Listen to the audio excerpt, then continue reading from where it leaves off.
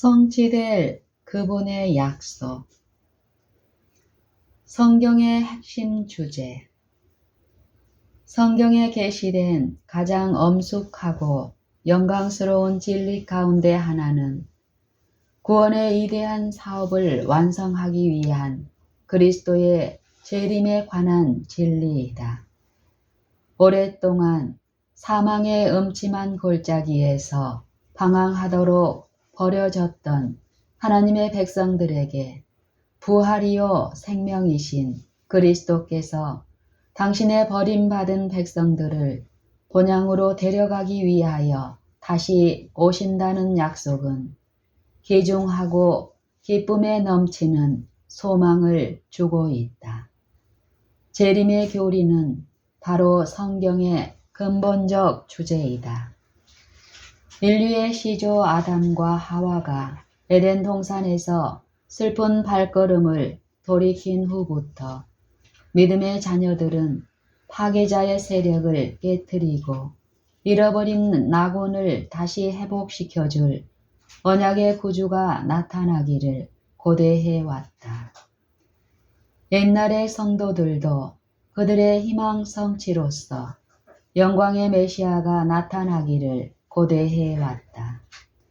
에덴 낙원에 거하던 시조로부터 불과 7대 자손에 해당하며 300년 동안 하나님과 동행했던 에녹은 오랜 후에 있을 구주의 재림을 바라볼 수 있는 특권을 받았다. 그는 보라, 주께서 그 수만의 거룩한 자와 함께 임하셨으니 이는 뭇 사람을 심판하사 라고 말하였다. 유다서 14절 15절.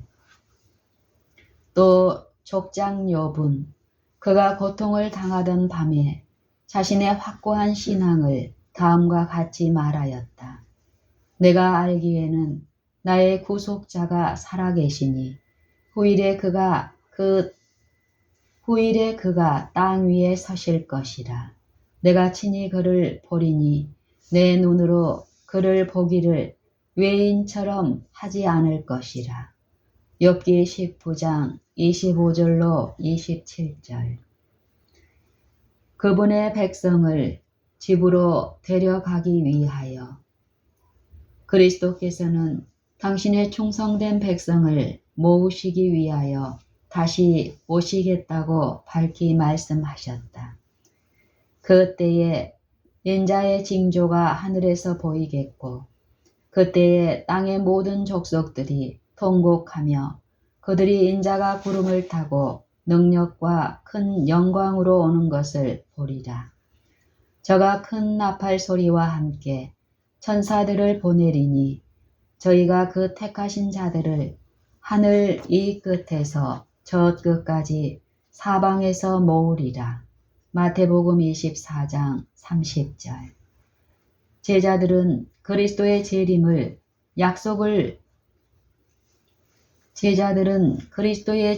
약속을 항상 새롭게 마음에 간직해야 한다. 그들이 본 하늘로 승천하신 그 예수는 이 땅에서 그분의 사업에 헌신한 사람들을 당신께로 데려가시려고 다시 오실 것이다.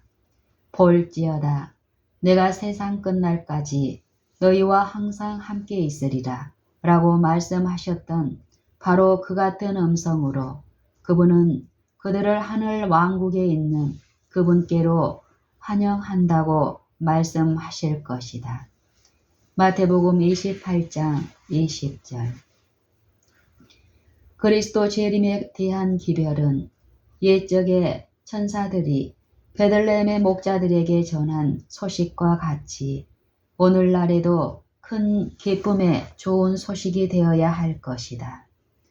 진정으로 구주를 사랑하는 자들은 영생의 소망의 중심이 되는 주님께서 다시 오시되 초림의 때와 같이 조롱과 멸시와 거절을 당하는 모습으로가 아니라 영광과 권능을 가지고 당신의 백성을 구속하시고자 오신다는 소식을 하나님의 말씀을 근거로 선포할 때 그 소식을 환영하지 아니할 수 없다. 구주께서 오시지 않기를 원하는 자들은 주님을 사랑하지 않는 자들이다. 그리고 교회가 하늘로부터 온 기별에 대하여 분노와 중오심을 품는 것보다 교회가 하나님께로부터 더욱 더 멀리 떠난 사실을 증명하는 것은 없을 것이다. 영원한 복음과 관련하여 요한계시록 14장에 제시된 이 진리들은 재림시대 그리스도 교회의 특징이 될 것이다.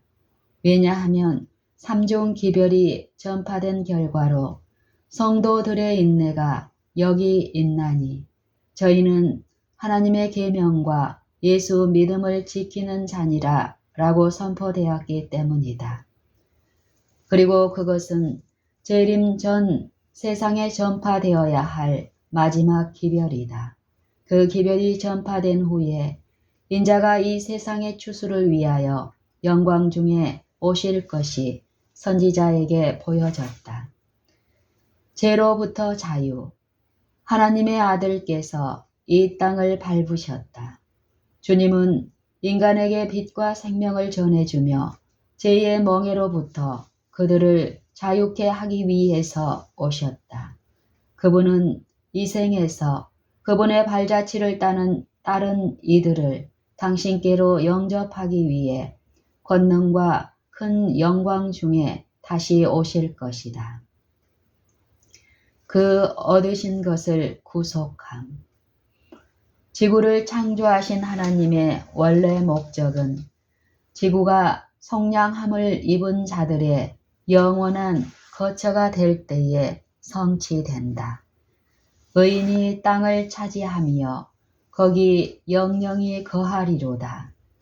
불타는 검으로 최초의 부부를 에덴에서 쫓아내어 들어오지 못하게 한 때로부터 거룩한 사람들이 사모하는 마음으로 바라보았던 그때, 즉 그 얻으신 것을 구속하시는 그때가 왔다.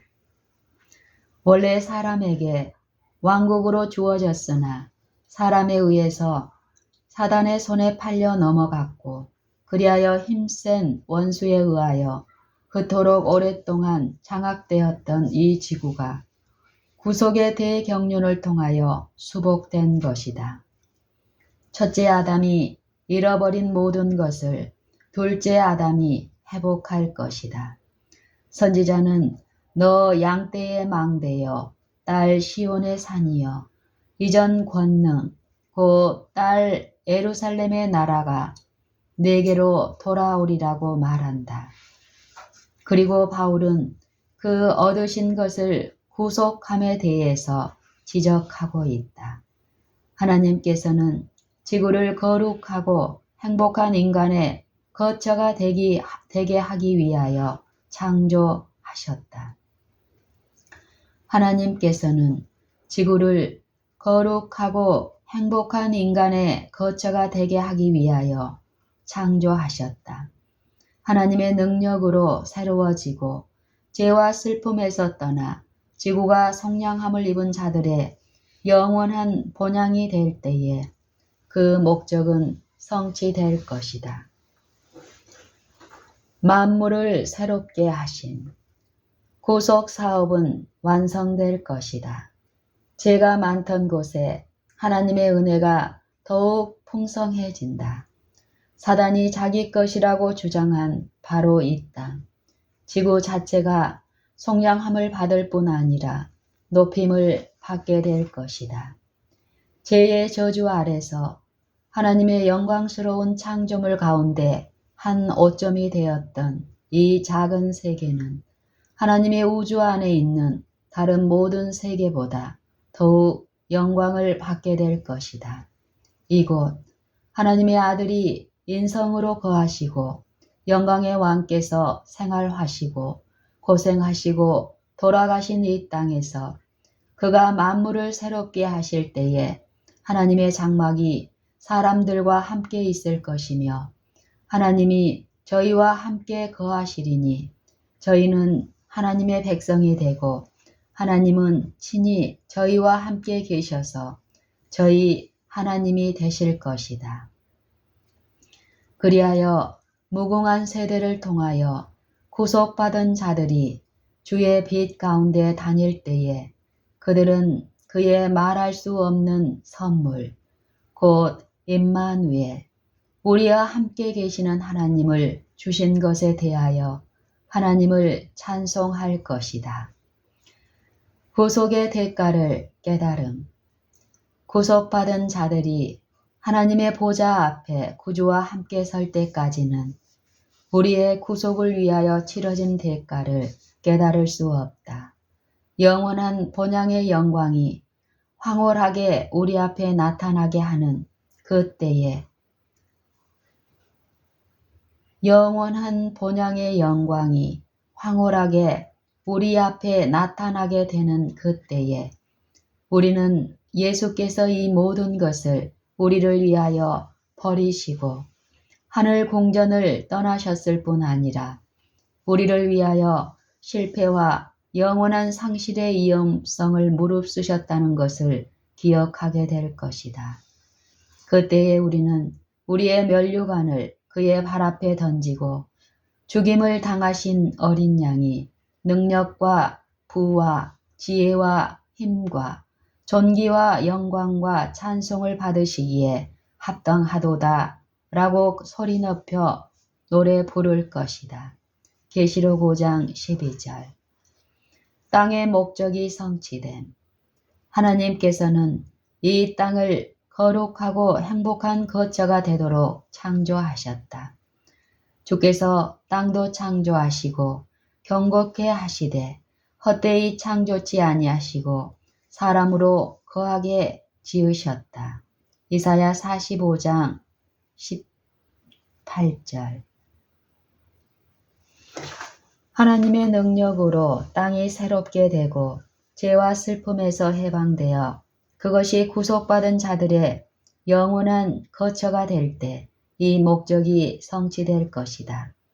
의인이 땅을 차지하며 거기 영원히 거하리로다. 다시 저주가 없으며 하나님과 그 어린 양의 보좌가 그 가운데 있으리니 그의 종들이 그를 섬기리라. 다시 저주가 없으며 하나님과 그 어린 양의 보좌가 그 가운데 있으리니 그의 종들이 그를 섬기리라. 계시록 22장 9절 3절. 구원하시기 위해 예수께서 고난당하심. 나는 하늘의 아름다움을 보았다. 나는 천사들이 즐거운 노래를 부르며 예수님께 찬양과 영광과 존경을 돌리는 것을 보았다.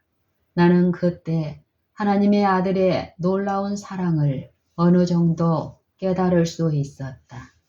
그분은 하늘에서 가지신 모든 영광과 명예를 버리셨다. 그리고 우리의 구원에 매우 큰 관심을 가지셨기 때문에 사람이 그분께 과할 수 없는 온갖 모욕과 멸시를 꾸준하고 겸손하게 참으셨다. 그분은 상처를 입으시고 구타를 당하시고 찔림을 겪으셨다.